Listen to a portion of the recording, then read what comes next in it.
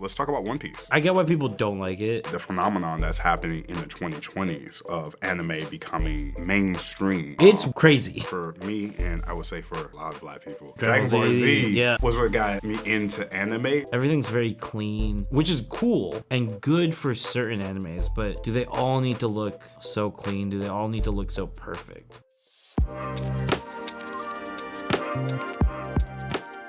Welcome to The Intersection. I'm Kunal, that's Chris, and we're talking about one of my favorite things, anime. Let's get into it. Yeah. First, can you just break down what anime is? Anime, I think, gets compared with cartoons. If you asked me in the 2000s when I was a kid, I'd be like, anime is such a different art style. It's more dramatic. The story's more complicated. Cartoons are for babies. And some of that is true, but really anime is a short form of the word animation, which is if you say it with a Japanese intonation and accents, like that's their word for animation, is animation. And so anime is a short form of that. So it really is just Japanese-made animation. Historically, anime has targeted a wider audience in the past, so they made anime for adults, for teens, for kids. While in the Western world, cartoons were kind of more just targeted towards children. But in this day and age, Western animation is targeted to adults, teens, and children as well. Okay. So it really is just like the country of origin at this point. Yep. There are some stylistic differences. There are some like genre touch points that are different. So like some of the tropes and some of the things that happen are different. But I would say even content depth and target audience are now kind of overlapping. All right. So with this, we're talking about your favorite. What got you into anime? That's a great question. So I think we're in our 30s. I think anyone of our age has seen...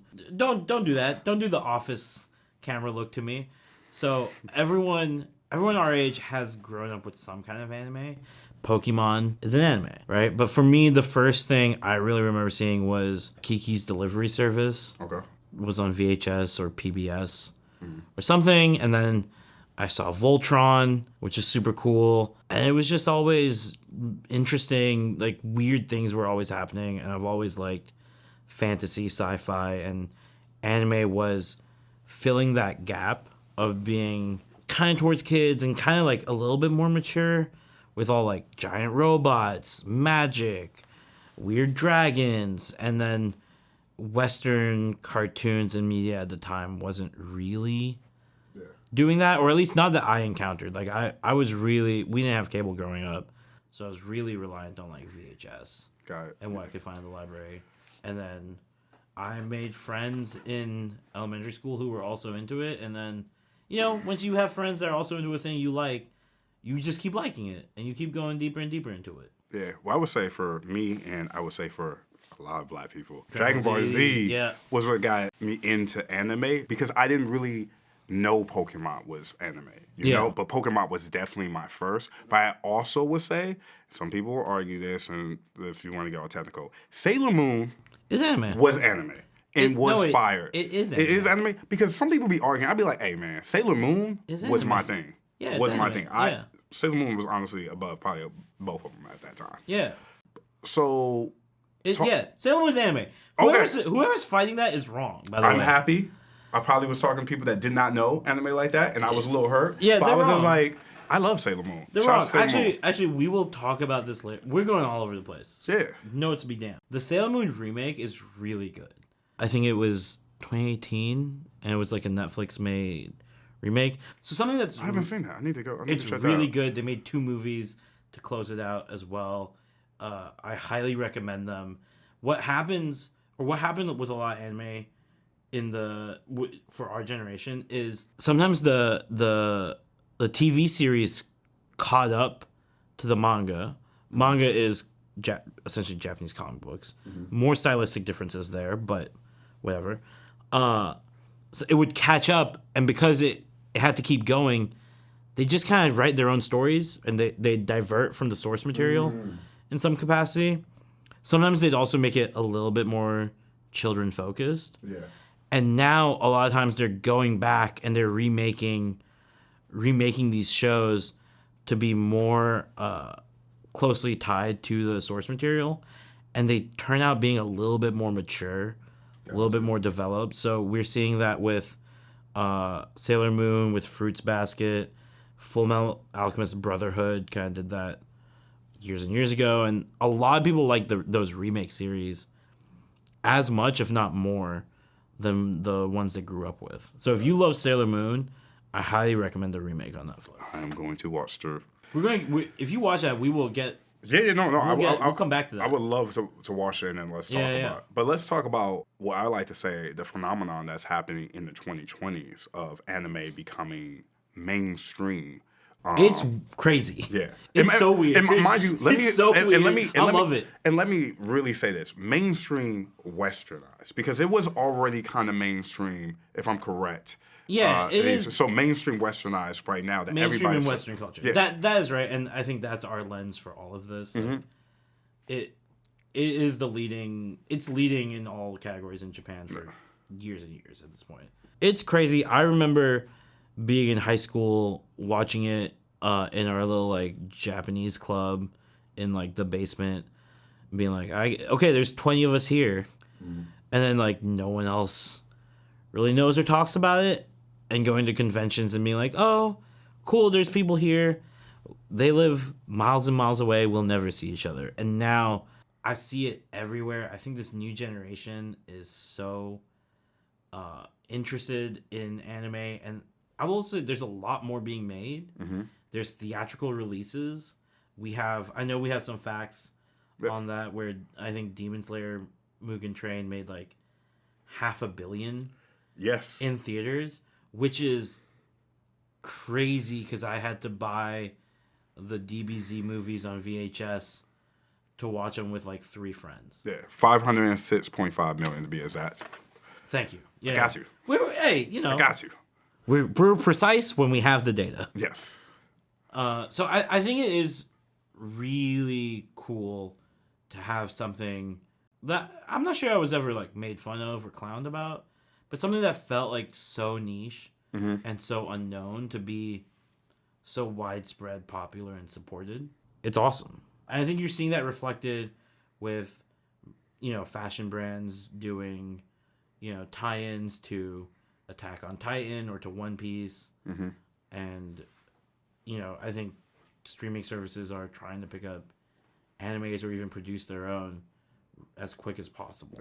Before we get to like the fashion and that going into it, let's talk about streaming and actual, box office of anime, because it wasn't always like this where they were in the box office all the time. So can you talk about that and some of the... Yeah, I'll say that right now, I think when we were growing up, Studio Ghibli movies were the ones that kind of made it through and made it to theaters, like My Neighbor Totoro and Spirited Away won an Oscar. I think that was a big moment for anime and for, this genre. I remember it winning and being surprised, but also everyone was talking about it and being like, oh, what is this? Let's watch it. Da, da, da. But even after that, for a while, the only anime movies that made it through were Studio Ghibli movies. Sure. And now you're seeing movies based on TV series get into theaters, right? The Demon Slayer movie making it, I saw My Hero Academia movie in a theater. It like not even a specialty theater, in an AMC. Yeah. And I was like, oh, this is different. Mm-hmm.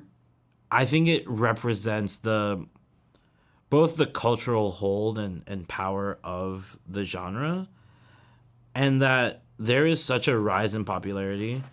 I think also heralded by the fact that Crunchyroll exists. When Crunchyroll first started, it was bad. It was busted. It was it wasn't a great site. I used to have to watch you have to watch on Watch Anime Online or streamanime.xyz and just the free, you have to search and someone would post something and it'd be Japanese but with English and Indonesian subtitles, and you'd be like, okay, I accept this. This is great.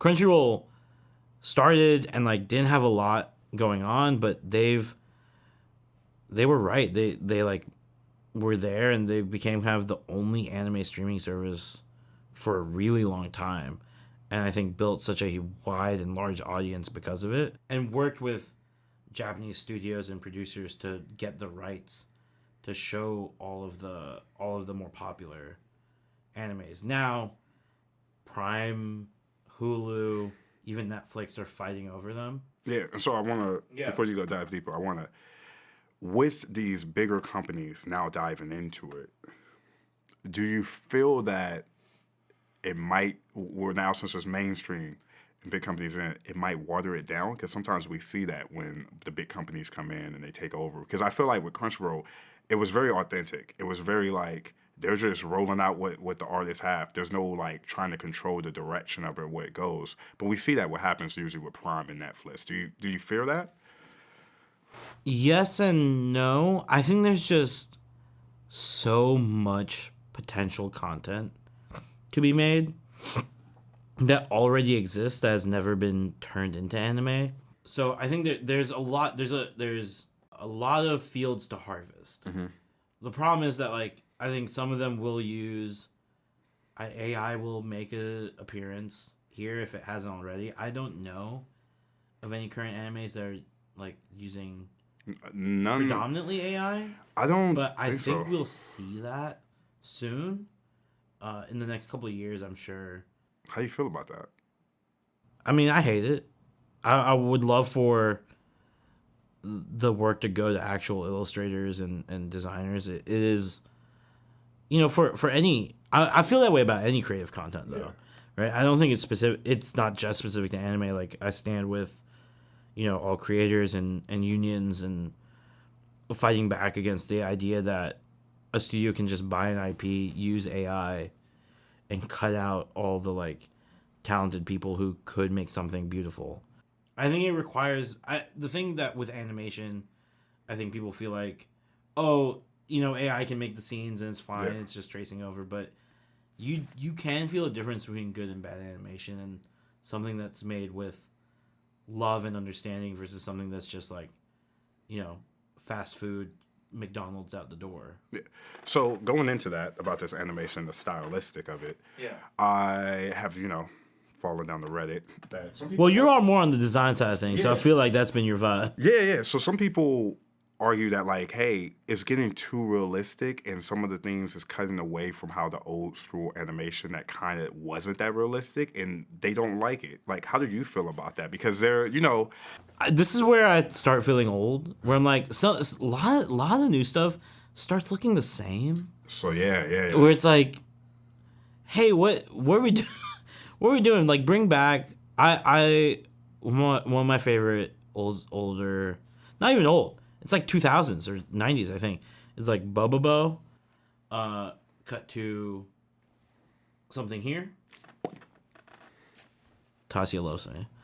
And it was just so zany, right? And like the art style changes, and the story is, emotions can be felt by like, a twist in the art, right? The fact that everything now looks so, for me, it feels almost overly polished. Mm-hmm. Everything's very clean. Which is cool and good for certain animes, but do they all need to look so clean? Do they all need to look so perfect? I think there was something nice about things that had a different style, maybe a little flatter, maybe a little black and white, maybe it looks a little bit more hand-drawn. Like Shin-Chan is like that. I think there is more personality when the art is varied like that. Nice. But and you also brought up like what I think is what a lot of people don't understand. Also, with anime, if you're new to it, you don't understand how many different genres there are, and I think the artistic side of that, of creating different looks of it, is big. Because I just want to break this down for anybody that does not like it fully into anime. There is sports anime like Blue Lock. We should talk about that, I guess. Yeah. There's sports, Blue Lock. You got rom-com, Fruit Baskets. You have mystery, Black Butler. Yeah, I know y'all. Y'all probably didn't know I was a nerd like that, but I do know some. But like, the great part for me was they all had different types of illustrators that were working on it, and it felt like I knew what a rom-com would kind of have compared to a sports one. And like you said, now it's just like kind of seeing the same, and it's a little like stale. I think I want to walk back. One, I love that you know Black Butler. That's awesome. That's so funny. My dad also loves Black Butler. I'm gonna be real. The reason why I watched it, I just seen black. I was like, oh, and then I was like, whoa, this is not what I thought. Straight up. We're clipping this. We're putting this somewhere. This is great. Yeah, I look at anime as not being a specific genre. It's a media type. Mm-hmm. The way cartoon is now, or the way movie exists, like you have different types of movies, you have different types of anime, you have different types of cartoons. And I think there is a holdover in America and maybe in other Western spaces where it's like for children. And this idea that it's like, oh, it's just like this children's thing. It's like, no, there are murder mysteries. There's also like high fantasy. There's isekai, which is a whole different thing. Sports, cooking, like drama. There's also just like really plain, like humdrum, like people just living their lives kind of stories. And there's like children on a playground kind of stories. So there is everything. And I think their varied art styles can be seen in the mangas that are drawn. And I want to make sure that the animes like also preserve that identity. So we're gonna move a little bit different area of like transcending how anime has been transcending. I still love that you knew so many. I'm still stuck on you knowing Black Butler. I think a lot of that's so great to me. A lot of people don't know how much of a nerd I am because they only. I know, but I didn't know that. Yeah, but dude, I have a Crunchyroll because one of my former students was like big into anime. Shout out to Christian. We were actually just talking about this before, and he was just breaking down little things that I was like, oh, I didn't know about, because I was like, hey, I do need to prep a little bit. Like, I know but I do need to prep. But like, he gave me his access, and so I watched. He put me on Blue Lock and everything, and you know, I've always watched anime. I just don't watch it as much, and know all the background of it. But I definitely am a nerd out. I will also admit, I don't watch as much anime either. I read manga. Oh, okay. Voraciously. Can you tell people what that, like... Why? Why and exactly, what that means? What that means. And... To put it in Western terms, I read all the comics. I don't necessarily watch all the Marvel movies. Mm-hmm. It's kind of the vibe. Yep. And I think part of it is that I think the art style in manga is more interesting to me generally. Okay. I can read faster than I can watch. That's another big part of it. Okay. And I read on my phone all the time. Okay. Like if we're hanging out and I'm probably not reading that much. Oh, no, you just gave yourself away. That's why you're annoyed when you're reading it. Yeah. Sometimes. if I'm tuning out, I'm probably on my phone reading manga at some point. The truth comes out, y'all. Well, be more interesting. That's not my fault. Wow. That truly is not my fault. I'm way more interesting than him, but I'll do it with you. Huh? You don't do it with me? Yeah. I feel special. Because we working. I take that back. Because we do work together. We gotta talk. Yeah. I don't know where we're at. Okay, what I was about to move to is as like we've got mainstream, there's transcending moments, and let's talk about One Piece. I get it. I get why people don't like it. It is stupid long. It is thousands of chapters. Because it started in the 90s. I feel old. I was there for the first episode, for the first chapter of One Piece. Damn. You were too, but I was subscribed to Shonen Jump. At the time, my dad got that for me for my birthday. One of the greatest birthday presents.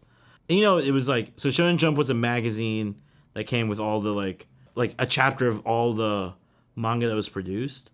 So it was like a chapter of DBZ, a chapter of like Sandman, a chapter of, and then One Piece, which for the longest time, I'll admit this, I thought was called Nep Egg for the longest time because I couldn't read the font properly, and I was like, this is weird. I don't know what. I've said so many animations. I was like, I don't know what Nep Egg is, but it's cool that it's about pirates. And then it's like, no, it's One Piece. That's an O with a thing in it. I was like, I didn't know that. Okay, cool. It takes like a couple hundred chapters just to get started. Mm-hmm. Really. Should you put your life into watching all of it? I mean, if you got nothing to do, yeah. If you do have things to do, watch something that catches you up, and it'll break it down for you. I think the thing that really resonates with folks and especially with this young generation, is the current, or maybe for the last couple of years, the tone of One Piece has been about fighting the world government, and even from the beginning, it's always been about chasing your dreams, supporting people, doing what's right, even in the face of tyranny, even in the face of bad cops, wealthy people, like sticking to your guns and doing the right thing, even if that makes you a bad guy in other people's eyes. And I think that is something that really resonates with people. It's why the Luffy flag has been flown at protests in Indonesia and in France. And I think there is a message here that kids are picking up on, which is, do the right thing. Fight for what's good and right. And the people who are, trodden on and taken advantage of. A lot of so I'll say arcs, and that's the word for maybe a season of a story that goes from the beginning to the end.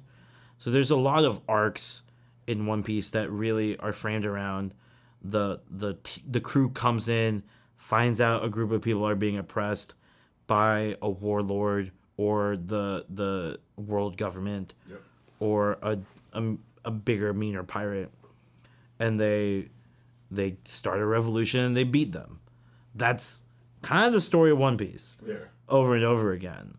And it is beautiful, and I think it is something that, in a world where there's not a lot of media of heroes doing the good thing even if they have to be the bad guy, it's a powerful symbol. So as you brought up arcs and different storylines, a lot of before animes were always very long. But since now we've seen streaming get into it, some have shortened a lot more. How do you feel about that? Because I feel a little frustrated that we're knocking these things down that are going to 13 episodes and fitting them in. You still want 10 episodes of Goku training? Yes.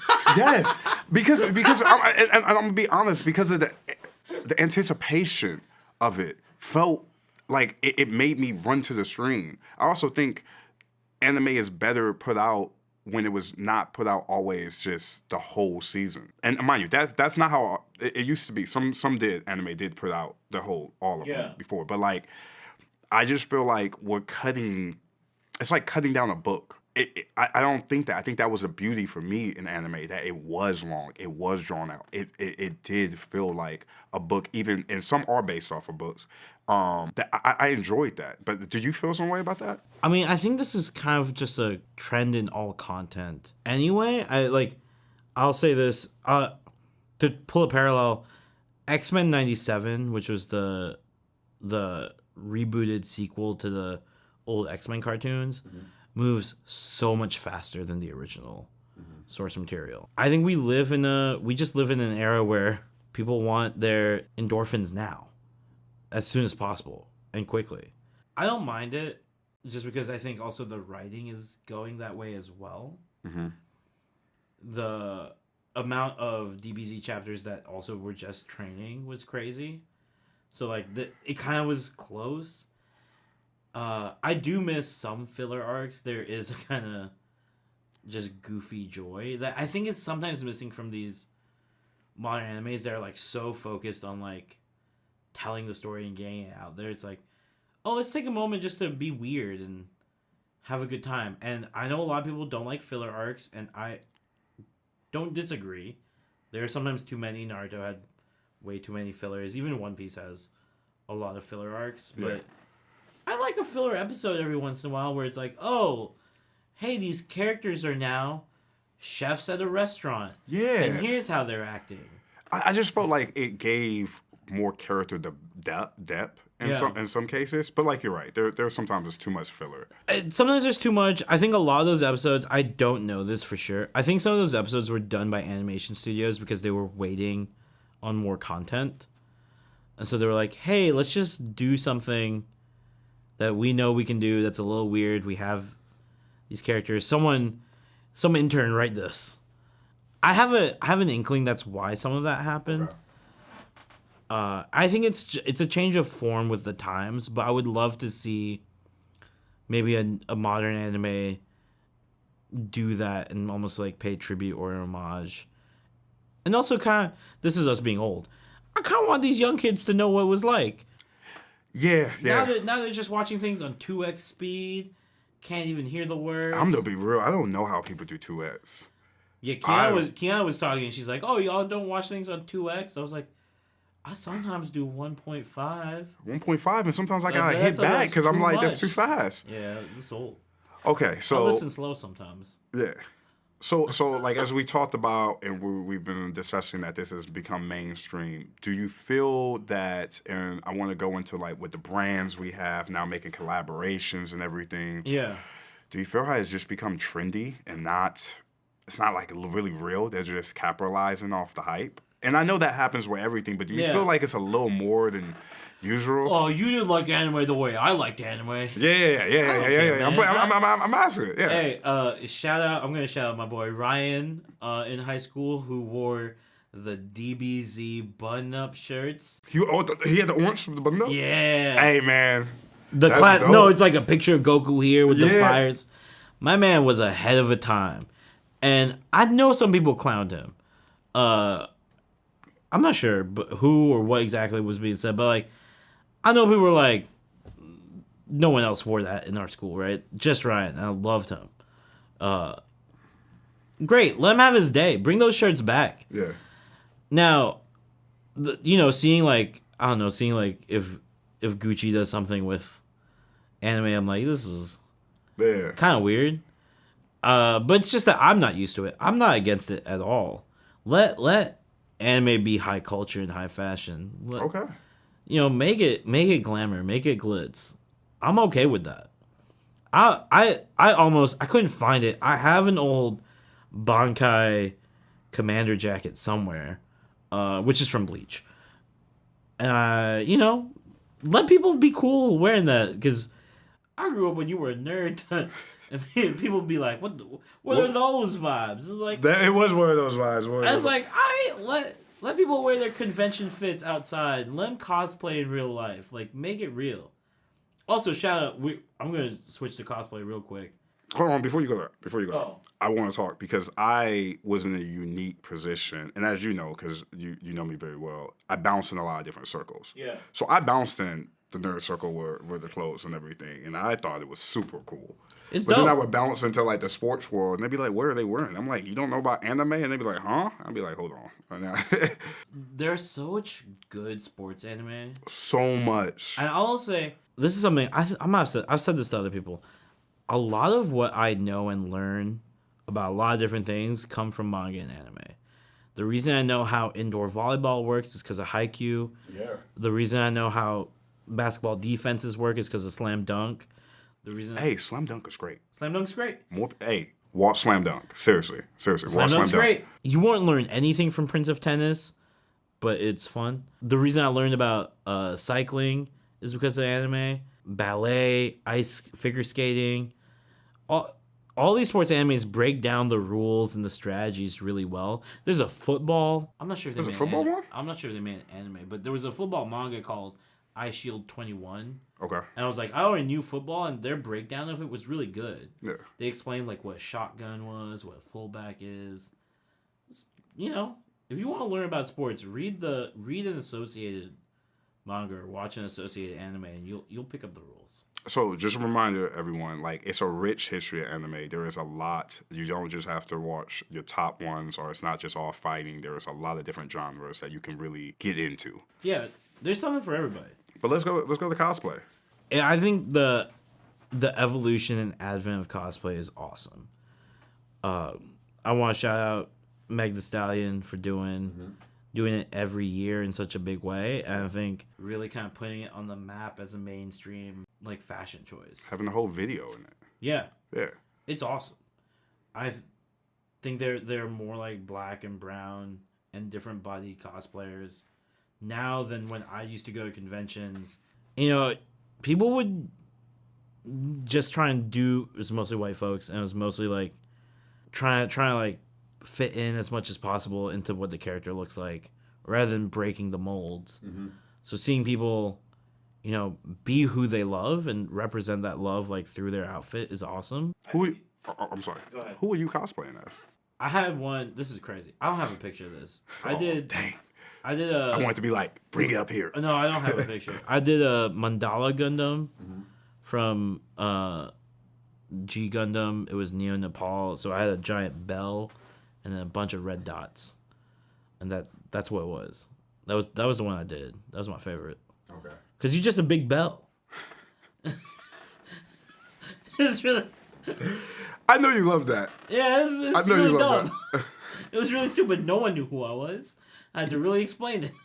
And I think you like that. Yeah, you like really, people coming up to explain it. What is this? It was like, well, let me tell you a story. I do think that though there is a downside. I think there has been like a lot of hate, especially for like black and brown cosplayers.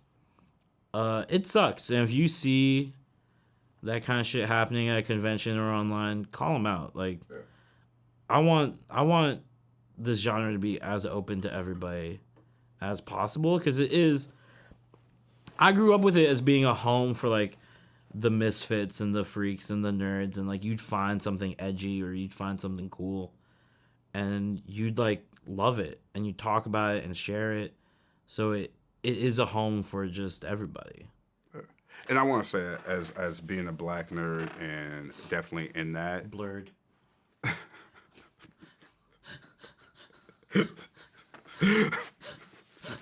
I love that because that's so real. Be out there, like, don't be ashamed to do your cosplay, because a lot, especially like I'll talk, in the black culture, that it was in some, looked down upon because people just really didn't understand it. And like as it's coming mainstream, it's coming okay, but like go out there, talk about it, introduce people to it, because they don't understand the depth of it. And also, if you love it, who the fuck cares if anybody else doesn't? Amen. Yeah. I love that. I want on that note, and this maybe is a different segment, maybe we cut, I don't know. But I want to also shout out James Elliott. I was just at his wedding. Congratulations. But with Dina, we had a podcast idea called Nerds of Color. Nice. Where we talk about black and brown characters and cultural intersections with anime and manga. But honestly, it was years ago, and I was West Coast, he was East Coast, and we couldn't figure it out. But Jimmy, we maybe do an episode. Maybe you come on out here to the studio. Yeah. We do an episode right here, you and me. We'll love to talk about it. Anime too. Yeah. To close out this, can you just give me like a couple of your like top animes that you think, first your top 3 for you, and then top 3 that you think people should watch? I will say my love, my passion, my joy is Cowboy Bebop. Bruh, Cowboy Bebop. First of all, for all the sad boys out there, Cowboy Bebop is cool. I just got on Cowboy Bebop. Somebody, I love Cowboy Bebop. It is jazzy, bluesy. It's a space sci-fi western vibes. It is sad and emotional. It really shaped a little bit of who I was growing up as a kid. But if you haven't, and there's loose connections, but you don't need to watch it in specific order, and you don't need to grind through that. Thank you for saying that. Honestly, just whenever you're feeling just a little bit, trying to feel a vibe, put it on 30 minutes, feel it, don't feel it. Try the next one. It's really good. The music is great.